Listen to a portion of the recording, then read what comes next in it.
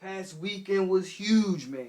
You had your junior day on campus. At the same time that spring ball started, you got a multitude of interviews with the coaches, with the players, some gems being dropped, some controversial comments that I am going to address today. Oh, yeah. And let me not forget ACC regular season champs, baby. Florida State hoops, Leonard Hamilton and the boys. We're going to talk about it today with your boy, the Polk County Noel.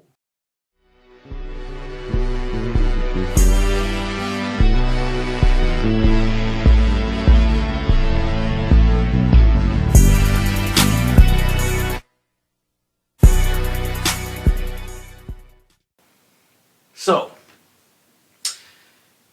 big weekend, man. Big weekend. Let me put my brush down. Big weekend for Florida State and all aspects of the program on football, basketball. Let's get the basketball stuff out the way because I want to dive into some of the stuff that we heard in some interviews. Florida State wins the ACC regular season championship.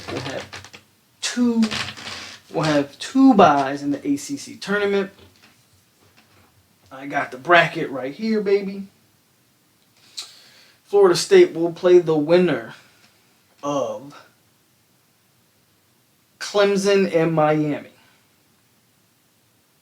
And that will be this Thursday. Florida State gets the winner of Clemson and Miami.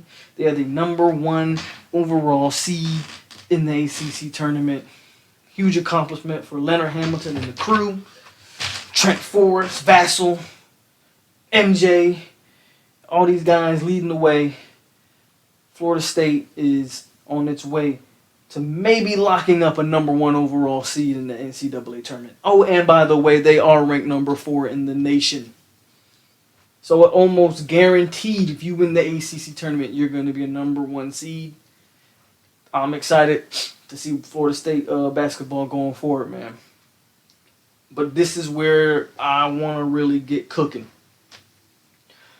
And this is where I'm seeing some criticisms, of course. So we got to address it. A lot of players interviewed this weekend. If you don't know, now you know. Spring ball started Saturday. The spring ball workouts, they were in shells with helmets starting Saturday. We got to see some videos of some live workouts with the O-line, with the quarterbacks. We got to see a good amount. Got interviews from Norvell, Josh Storms, Coach Atkins, a little bit of everybody, Marvin Wilson, Nazaldine, James Blackman, Jordan Travis. We got to hear from a multitude of players and coaches alike. One of the big breaking or one of the big takeaways from, one of the things that got everybody buzzing is, well, there's two things. We'll start with the first one.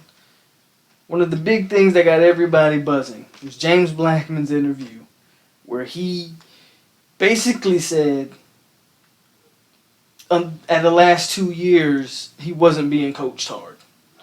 How he could make a mistake and there was nobody in his ear to address the mistake for the most part or really give him that kick, or tell him what he needed to do correctly. And one of the criticisms that I saw on James Blackman, see, it's funny because anytime we talk about Coach Taggart, the former Florida State football coach, and we talk about the shortcomings, there's this group of people who will come and jump and defend him in an instant. And, of course, people came, and one of the first things people were saying was, James Blackman shouldn't need, it's kind of ridiculous, honestly, but James Blackman shouldn't need somebody to tell him if he's doing good or bad. He should have that self-driven motivation, blase, blase, blase. you're right to a certain extent. Everybody needs to have that self-driven motivation to want to succeed and get better. But last time I checked, you paid a guy $4 or $5 million to coach your quarterbacks. He was considered this offensive guru when he got hired. Now, the reason I'm addressing it is because I think everybody kind of went in on Blackman. They weren't happy with what Blackman had to say. Now, this is what I'll say. Here's the disclaimer. War Chant and these other sites need to let it go. Stop baiting these kids because they do it. They did it in every interview with these kids. So what's the difference between the last regime and this regime? Stop baiting these kids into saying things to get clicks and views, which is what they're doing. With that said, I'm not mad at the kids for being honest, and I'm not mad at James Blackman for saying what he said. Should Black have some self-driven motivation? Sure, if you want to do that. But, for instance, this past Saturday, watching the offensive line drills, number 74, Jay Williams, half-asses a drill. Coach Atkins immediately gets at him. Are you happy with that? He shook his head. Yeah, he said, no, you're not. You're not happy with that. He addressed the situation then and there. Don't allow your players to accept mediocrity. You push them to be greater than even what maybe they can believe they can be. That's what a good coach does. That's what a good leader does in general. You put faith in your players, subordinates, whatever you want to call them. You make them believe they are better than what they are. If Black wasn't getting any kind of coaching, how was he ever going to get better? He even said in his interview, hey, when I was with Coach Jimbo and I did something that wasn't up to standard, he let me know. He got on to me. I didn't have that for the last 2 years. So, I mean, that's something that needs to be talked about and addressed, and not bash a kid for just speaking his truth. Just because you say, well, he should have did it himself. Well, these are 19, 18-year-old kids coming out of high school. They need to be like very few special athletes just do it. No, none of them do it themselves. Tiger Woods wouldn't have been Tiger Woods without the drive of his father. The Williams sisters, their father. Mike Tyson had Cus D'Amato and Rooney. Like, I can go down the line of just greats that had a something that kept them stable and kept them focused and kept their mindset on the goal. And this entire football team didn't have it for the last couple years. And we're not going to sit here and blame players for shortcomings. I'm not going to do it. I refuse to do it. If you know anything about coaching, if you know anything about these, how you mentor and groom an individual, there's no way you can blame a kid just because you think he should have had he should have did it himself. That's ridiculous. You were paying these guys millions, hundreds of thousands of dollars to coach kids, and they weren't doing the job. Marvin Wilson. The list goes on of everybody talking about how much more organized the practice was, how much more people are in tuned, how much they won't let you settle for mediocrity. They're gonna push you to be great. I had to address it. I think it was worth addressing. I'm not, and I'm not going to allow a guy like James Blackman to get bashed. Whether or not I want to see him as the quarterback is irrelevant. When these kids start speaking their truth, I want to hear it. I want to hear it because the media can spin it one way about how negative the Taggart era was. The players in the locker room are going to tell you what it really is. So that's the stuff I want to hear. Also, Mr. Outside Linebacker, top prospect so far for the 2021 class, Jennings, a.k.a. Godzilla. He also said some damning things about the old regime. When asked in an interview, why'd he commit? He basically, said that as soon as Norvell was given the job, the recruitment took off. And then he was simply asked, under the last staff, would you have committed? And he said a flat out no. He didn't pull any punches. He said no. So those are kind of the big takeaways, man, from the interviews. and we just talking about what happened.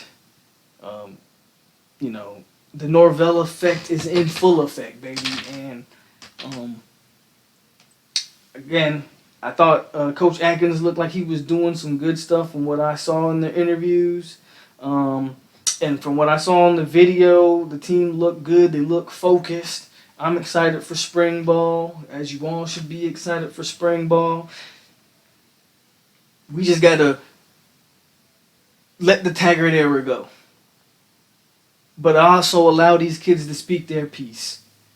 Gavin says, is like, how many kids, former players, current players, recruits, how many of these kids are going to speak out against the last staff, and you guys are going to come to the defense for what there's two sections of the fan base, man. There's a section of it that won't let it go. They won't let Taggart go. They feel like he was done dirty, done wrong, that had given time he would have achieved great things despite a ton of evidence suggesting that this thing was trending in a downward spiral. And then there's this section of the fan base that won't let him go because they just resent him so much. They almost resent him as much as Jimbo. There's like a collection of Jimbo started it and Taggart just drug it down even further. Like there's two sections of it, right?